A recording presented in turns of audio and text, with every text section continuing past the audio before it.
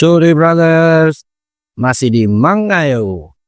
Cerita Kyuubi memang sudah tamat, tapi masih ada beberapa kisah tambahan yang menarik. Jadi pastikan kalian nonton video ini. Langsung saja, mari kita mulai. Cerita ini terjadi 2 tahun setelah Ishida Kotori masuk penjara.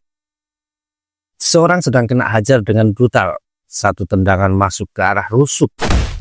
Orang yang menang mengambil sebuah spidol lalu berkata, "Kakiuchi Yuta dari SMA Ishioka, kamu sudah dibereskan," ujar orang berambut keribu itu sambil tertawa.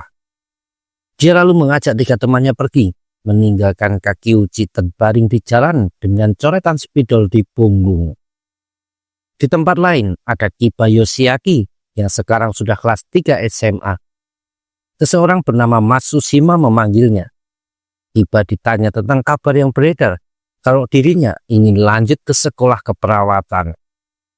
"Apa kamu serius?" Dengan wajah menyeramkan begitu. "Aku tidak ingin menertawakan mimpimu, tapi ini cukup bikin histeris tahu," kata Matsushima sambil tertawa. "Begitukah?" saut Kiba sambil nyengir, lalu memiting leher Matsushima karena kesal. Lalu Matsushima bertanya, apa Kiba juga sudah mendengar kabar terbaru tentang Kakiuchi yang dihajar seseorang. Rupanya Kakiuchi adalah yang ketiga. Sebelumnya ada Nemoto dari SMA Minami, Egawa dari SMA Moriso. 3 jagoan dari beberapa SMA ditumbangkan, tentu bukan hal yang kebetulan.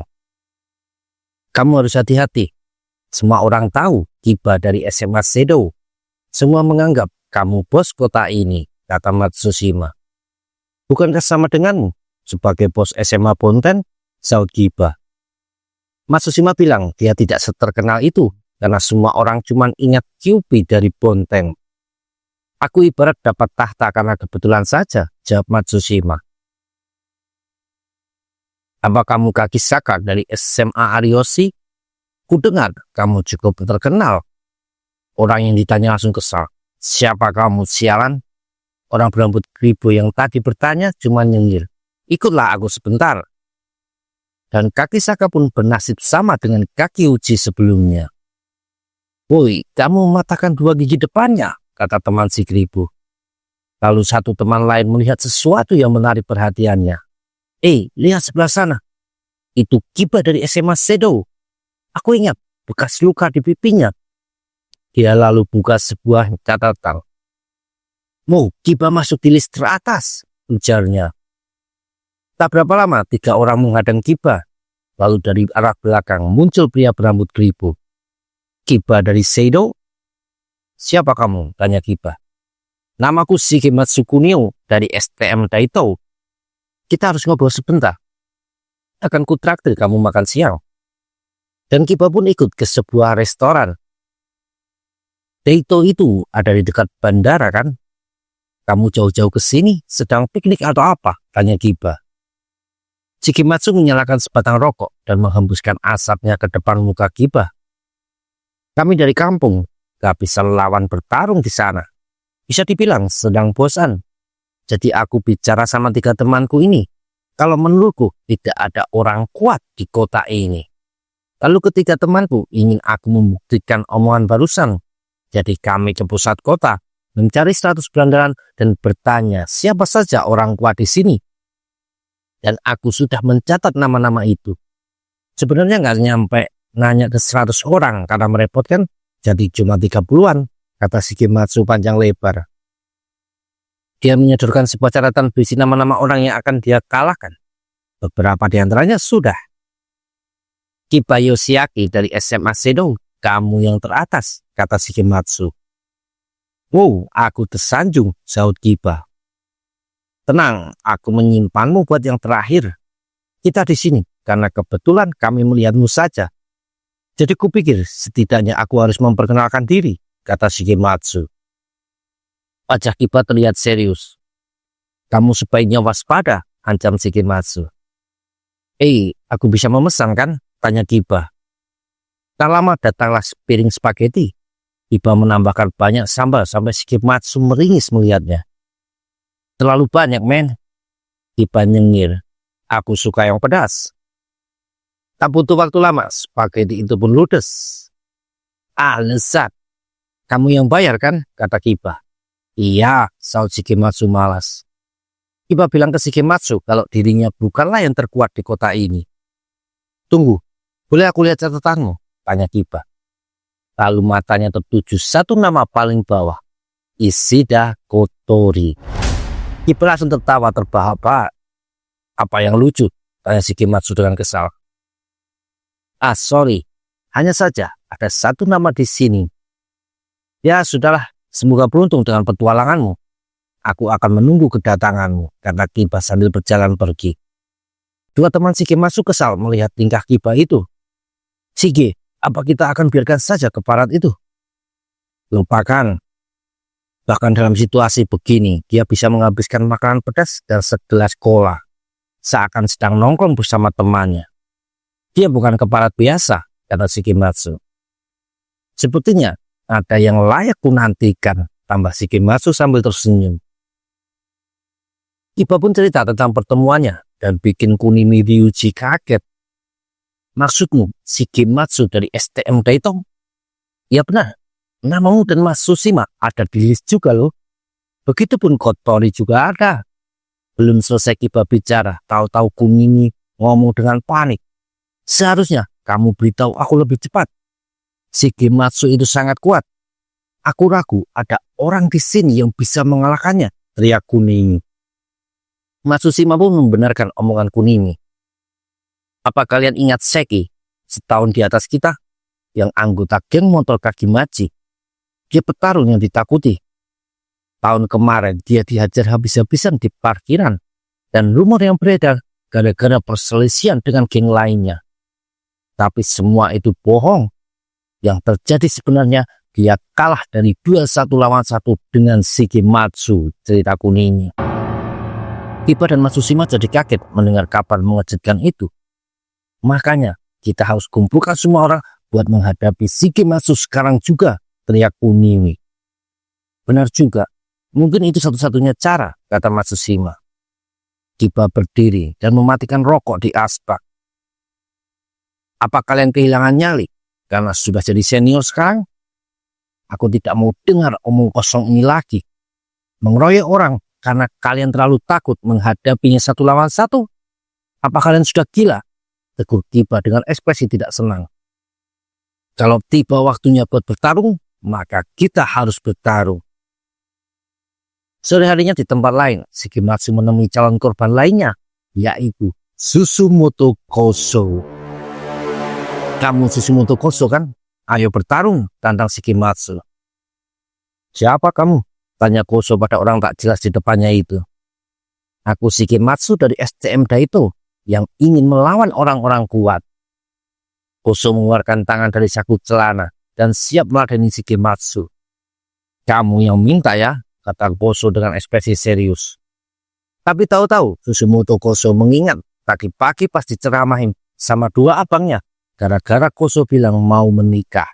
Bang, kamu kan juga menikah pas seumuranku sekarang ini, protes Koso ke abang tertuanya.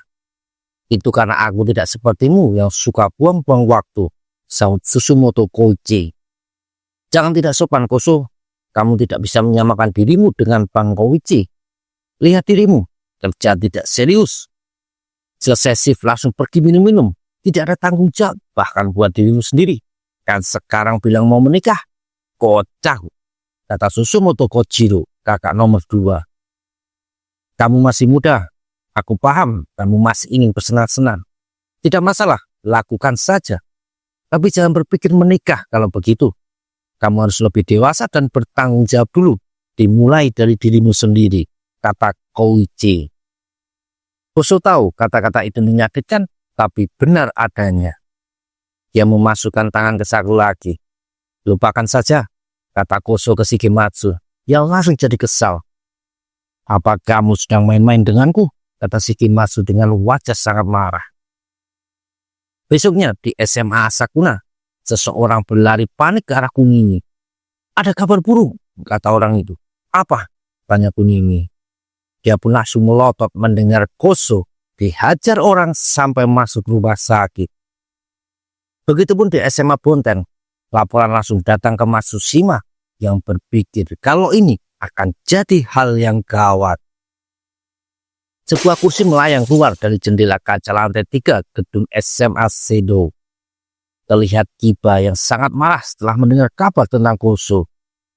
Shigematsu sialan. Dari semua orang yang ada, bisa-bisanya dia mengincar Koso, kata Kiba dengan geram. Kabar itu beredar di seluruh kota. Dan satu lagi orang yang mendengar berita tersebut, Mitsugawa Hiromichi, yang 2 bulan lalu masih jadi tahanan di penjara yang sama dengan Ishida Kotori. Temannya datang untuk mengkonfirmasi. Itu benar Susumoto Koso yang Kotori-san sering ceritakan. Jadi apa yang harus kita lakukan? Hiromichi diam sebentar. Pastikan Kotori-san tahu tentang ini. Di tempat lain ada juga orang yang melaporkan tentang kejadian tersebut. Orang itu adalah Ichi. Sudah jelas dia melapor ke Asuma Ryo. Siangnya Kiba Yoshiaki pergi ke STM Daito sendirian. Sedangkan Kunimi mengunjungi Koso di rumah sakit dan ketemu sama Koichi, kakak dari Koso. Koso baik-baik saja, dia akan segera pulih. Meski dikeroyok pakai pemukul bisbol, tapi Koso tidak membalas sekalipun, jelas Koichi. Kenapa? Tanya Kunimi. Ya, artinya Koso sudah lulus dari kehidupan berandalan. Jawab Koichi terlihat senang. Di depan rumah sakit sudah menunggu Matsushima. Tahu-tahu handphone Kunimi berdering. Terdengar suara keras dari Tsuneyoshi yang kesal mendengar kabar kalau Koso diserang. Aku ingin ke sana cari keparat itu, tapi aku sedang sibuk di sini. Dan kemana Kiba?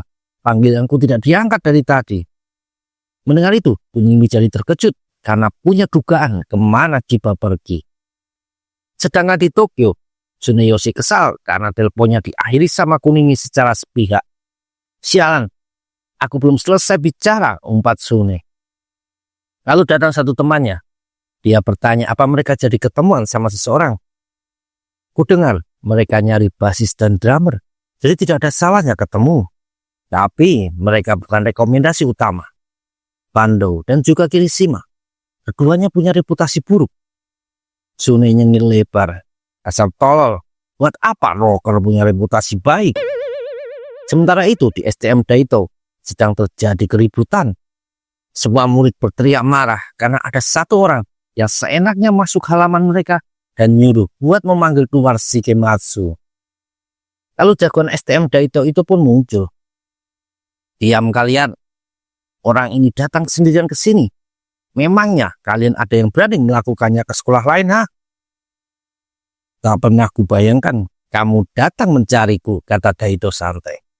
Tapi wajah Kiba tidaklah ramah. Keparat, apa yang kamu lakukan ke Koso, ha? Seru Kiba. Shigematsu bingung melihat Kiba sangat kesal. Kiba maju dan langsung mengarahkan tinjunya. Tak berapa lama, Shigematsu yang mukanya sudah memar-memar terbelalak tak percaya melihat Kiba bangkit berdiri. Begitupun murid-murid lain. Tidak mungkin dia masih bisa berdiri. Dia bukan manusia. Terdengar bisik-bisik tak percaya.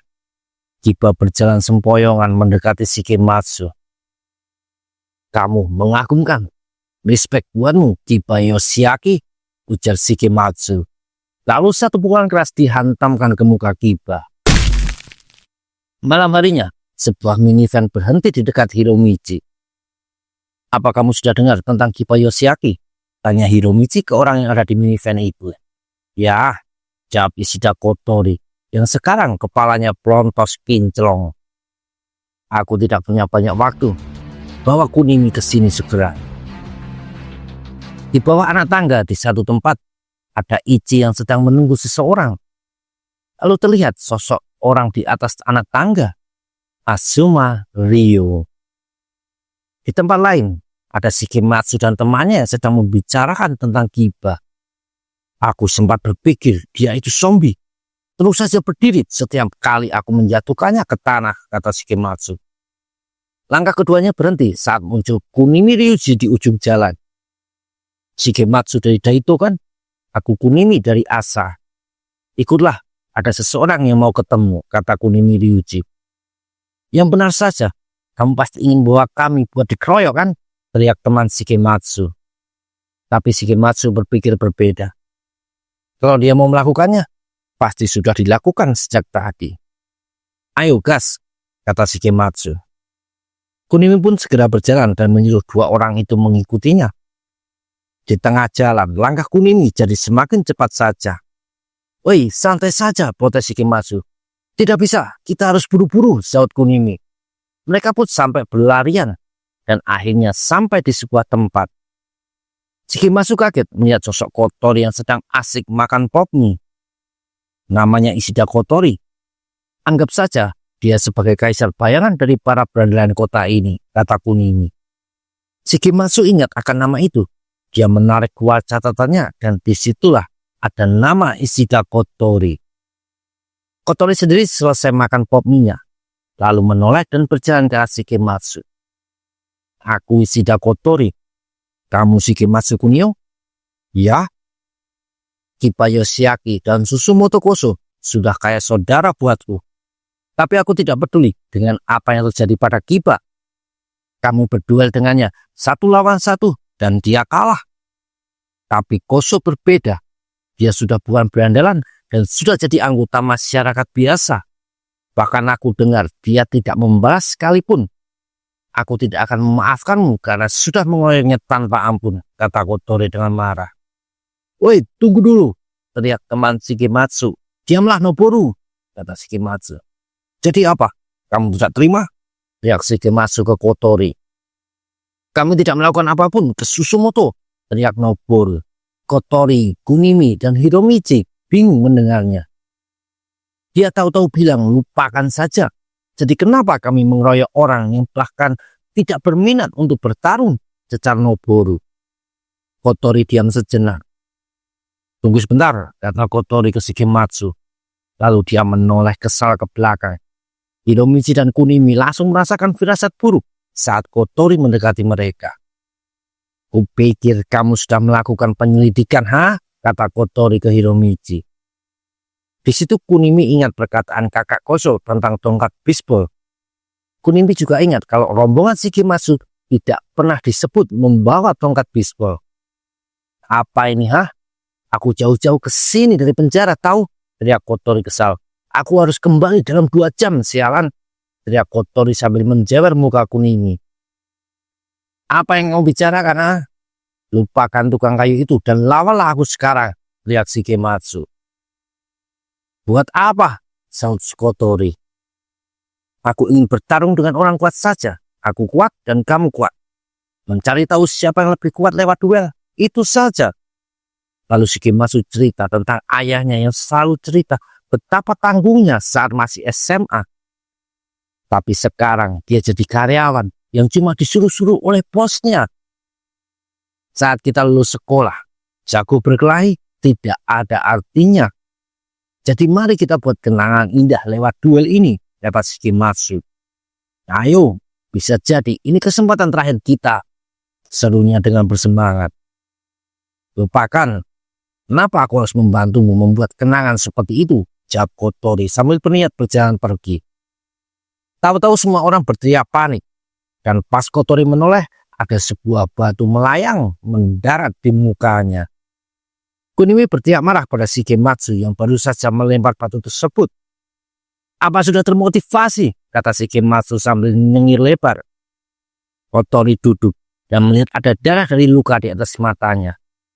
Dia pun segera maju dengan muka kesal. Tak berapa lama, muka Shigematsu bonyok dan tubuhnya melayang ke belakang. Shigematsu tak percaya kerasnya pukulan dari Kotori. Dia baru menoleh. Satu tinju keras Kotori kembali menghajarnya.